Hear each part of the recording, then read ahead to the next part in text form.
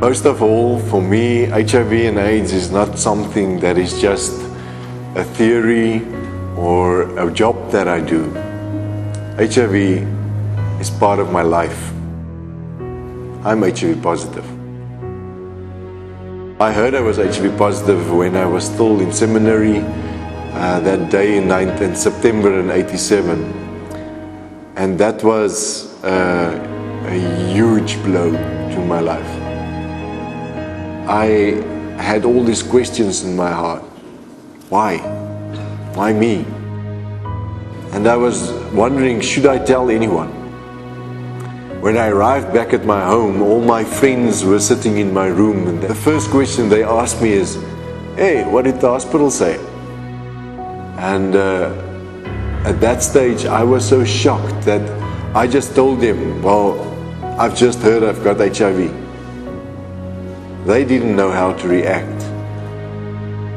At that stage, I was in a relationship with a girl that I really loved.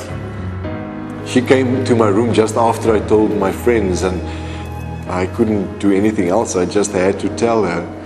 She couldn't react at that moment.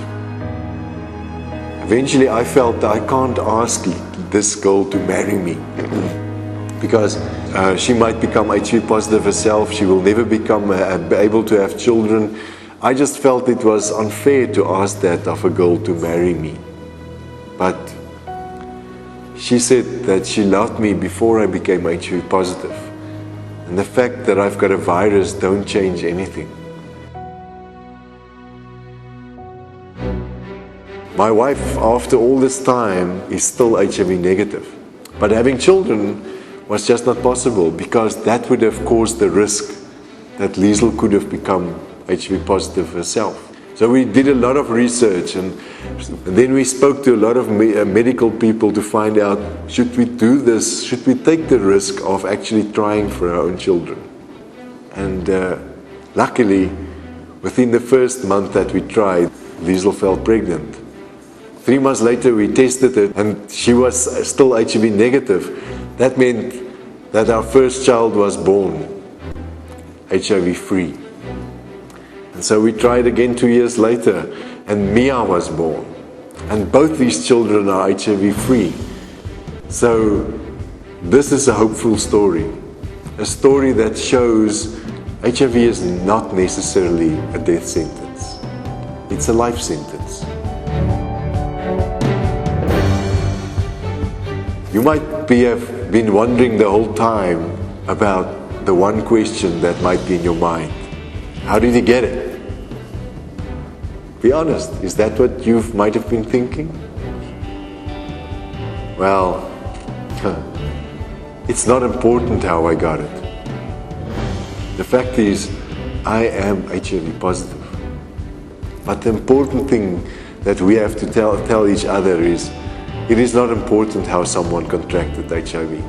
The fact is that person is in a crisis, the person needs support, needs the embracement of the people that surround him, so that he will be able to know that he's not alone in this.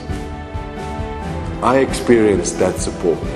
I got it from my friends, from my family, and that's why partly I'm still here. They could have preached to me about the song that we sing in Africa that says, "What a friend we have in Jesus." But they didn't preach to me about what a friend we have in Jesus. They showed me what a Jesus we have in a friend. I encourage you to be that friend, to be the church, the body of Christ, that are willing to be there for people with HIV. We need you.